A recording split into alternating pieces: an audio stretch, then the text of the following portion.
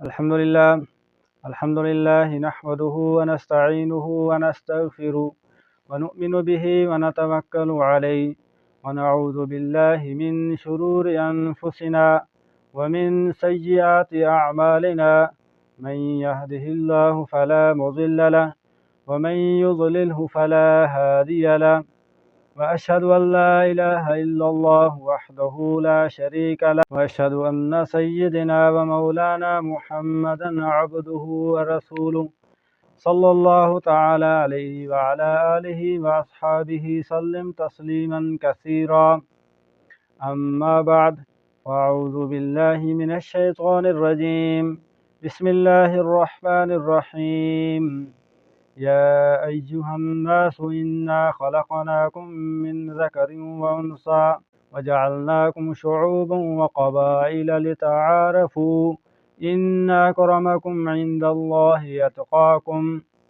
إن الله عليم خبير۔ محترم دوستو، بھائی اور بزرگوں، میں نے آپ لوگوں کے سامنے خطبہ میں جو آیت تلاوت کی ہے یہ سورہ حجرات کی آیت ہے۔ سورہ حجرات میں اللہ تعالی ماقبل میں بھی اور انہی آیتوں میں بھی ان اسباب کو بیان فرما رہے ہیں جن میں مسلمانوں کے درمیان آپس میں جھگڑا پیدا ہوتا ہے، اور اللہ رب العزت ان جھگڑے کا سبب بھی بیان فرما رہے ہیں۔ چنانچہ دوستو، مسلمانوں کے آپس میں جھگڑے کے مختلف اسباب ہو سکتے ہیں۔ ان اسباب میں سے اللہ رب العزت نے سورہ حجرات میں کچھ بیان فرمائے ہیں۔ ان میں سے ایک یہ بھی سبب بیان فرمایا اور ان سے منع فرمایا کہ آپس میں ایک دوسرے کا مذاق مت اڑاؤ۔ یہ مذاق اڑانا بھی آپس میں جھگڑے کا سبب بن سکتا ہے۔ میرے دوستو، ایک دوسرے کا مذاق اڑانا یہ آپس میں رنجشیں پیدا کرنے کا ایک سبب ہے اور آپس میں لڑائی جھگڑا کرنے کا ایک سبب ہے۔ بات بڑھتے بڑھتے لڑائی جھگڑے تک بھی پہنچ سکتی ہے، تو اللہ تعالیٰ نے اس سے منع فرمایا کہ آپس میں ایک دوسرے کا مذاق مت اڑاؤ۔ پھر فرمایا ایک دوسرے کے ٹوہ میں مت لگے رہو، ایک دوسرے کا عیب تلاش مت کرو، کیونکہ انسان خلقت میں کمزور ہے۔ انسان میں ہزاروں عیب ہو سکتے ہیں۔ اگر ہم سب ایک دوسرے کے عیب کو پہچانیں، ایک دوسرے کے ٹوہ میں لگے رہیں اور عیبوں کو تلاش کرتے رہیں، تو بات یہاں تک پہنچ سکتی ہے کہ ہم ایک دوسرے کو سلام بھی نہیں کر سکتے، اور ایک دوسرے کے خلاف نفرتیں بڑھنے لگتی ہیں، اور ایک دوسرے کے خلاف بات یہاں تک پہنچ سکتی ہے کہ لڑائی اور جھگڑے کا ایک سبب ہے۔ تو اللہ تعالیٰ نے اس سے بھی منع فرمایا کہ ایک دوسرے کے عیب مت تلاش کرو، اور پھر فرمایا ایک سبب اور بھی ہے، وہ یہ ہے کہ کسی کا نام مت بگاڑو۔ یہ نام بگاڑنا، کسی کا اچھا نام ہوگا، اگر کوئی اس کو برے نام سے پکارے تو اس کو غصہ آئے گا، اور غصہ کا سبب انسان کو آپس میں رنجشیں، آپس میں حسد، بغض اور یہاں تک کہ لڑائی جھگڑے کا سبب بھی بن سکتا ہے۔ تو اللہ رب العزت نے اس سے بھی منع فرمایا۔ پھر دوستو، ایک اور بات سے منع فرمایا، وہ یہ ہے کہ کسی کی غیبت مت کرنا۔ جب کوئی کسی کی غیبت کرے گا، جب اس کو پتہ لگے گا کہ اس نے میری غیبت کی ہے، تو وہ شخص اس سے نفرت کرنے لگے گا، پھر آپس میں مذاق بھی برداشت نہیں ہوں گے، پھر بات بڑھتے بڑھتے آپس میں لڑائی جھگڑے اور فساد کی طرف پہنچ سکتی ہے۔ تو اللہ تعالیٰ نے اس سے بھی منع فرمایا تاکہ یہ لڑائی جھگڑے کا سبب ہو۔ میرے محترم دوستو، لڑائی جھگڑے کا ایک اور بھی سبب ہے جو بہت ہی بڑا سبب ہے اور اس وقت بہت ہی عام ہے اور رائج الوقت ہو چکا ہے، وہ یہ ہے کہ انسان عصبیت، قومیت، لسانیت، وطنیت اور خاندانی حسب و نسب پر فخر کر کے اس کو اپنے عزت اور شرافت کا مدار بنائے۔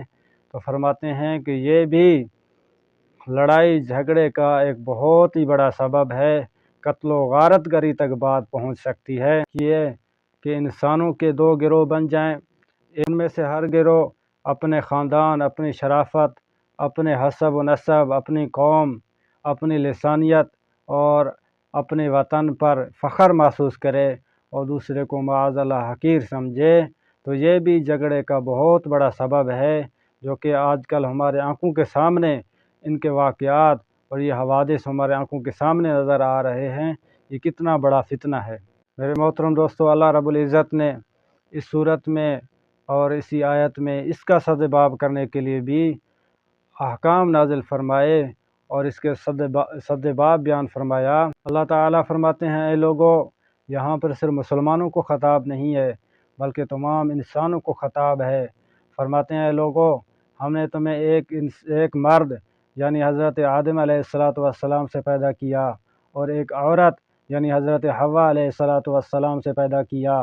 حضرت آدم علیہ السلام تمہارے والد ہیں اور حضرت حوا علیہ السلام تمہاری ماں ہیں، تم سب اسی کے اولاد ہو۔ اور پھر فرماتے ہیں تمہیں مختلف قبیلوں میں تقسیم کیا، مختلف گروہوں میں تقسیم کیا تاکہ تم ایک دوسرے کو پہچانو۔ یہ خاندانوں میں تقسیم ہونا، وطنوں میں تقسیم ہونا اور حسب و نسب میں تقسیم ہونا، یہ لسانیت کا تقسیم ہونا، یہ صرف اور صرف پہچانے کے لیے ہے۔ اس میں عزت کا مدار نہیں ہے، اس میں شرافت کا مدار نہیں ہے، یہ صرف ایک شناخت ہے۔ جیسے ہم شناختی کارڈ بناتے ہیں تو اس سے معلوم ہوتا ہے کہ یہ جو عبداللہ نام کا ہے یہ کراچی والا عبداللہ ہے، یہ لاہور والا عبداللہ ہے اور یہ ملتان والا عبداللہ ہے۔ اس سے صرف ایک شناخت ہو جاتی ہے اور اس میں فخر کرنے والی کوئی بات نہیں ہے۔ کل کو کوئی شناختی کارڈ اٹھا کے کہے یہ دیکھو میرا شناختی کارڈ ہے اور اس پر فخر کرے یہ میرا شناختی کارڈ ہے تو لوگ اس کو عقل مند کہیں گے، بلکہ ہر کوئی یہ کہے گا یہ بے وقوف ہے، یہ شناختی کارڈ تو ہمارے پاس بھی ہیں۔ یہ شناخت کا ہونا، یہ شناختی کارڈ کا ہونا یہ کوئی فخر کی بات نہیں ہے بلکہ بے عقلی ہے۔ میرے دوستو، پھر اللہ رب العزت نے بتا دیا کہ عزت کا مدار کیا ہے، شرافت کا مدار کیا ہے، اس کی بنیاد کیا ہے۔ تو اللہ رب العزت نے فرمایا ان اکرمکم عند اللہ اتقاکم، کہ اللہ کے ہاں تم میں سب سے زیادہ عزت والا وہ ہے جو سب سے زیادہ اللہ رب العزت سے ڈرنے والا ہو۔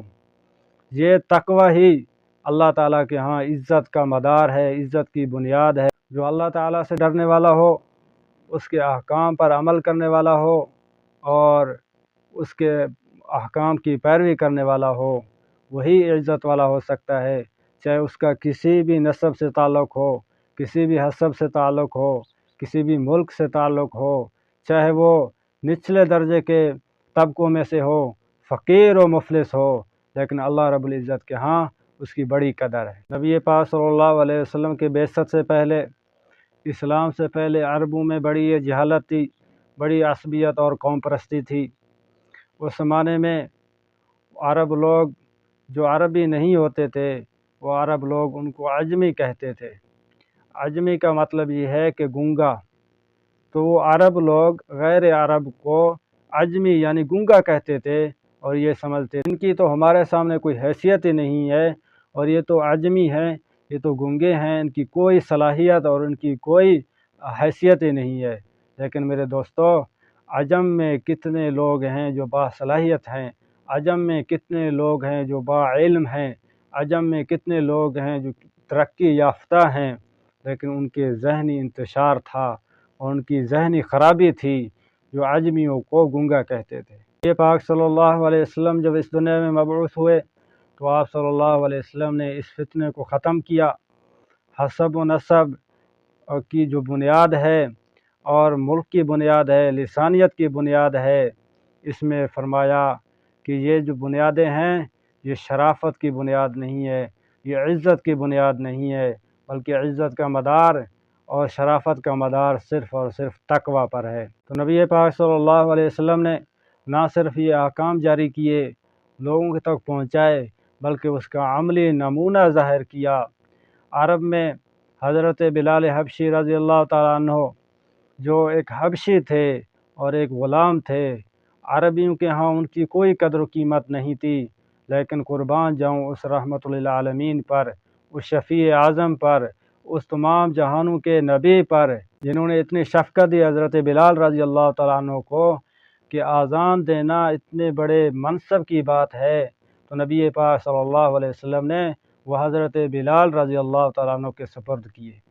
حالانکہ بڑے بڑے سردار تھے، بڑے بڑے وڈیرے تھے، تو حضرت نبی پاک صلی اللہ علیہ وسلم نے ان کے سپرد نہیں کیا بلکہ بلال حبشی رضی اللہ تعالیٰ عنہ کے سپرد کیا۔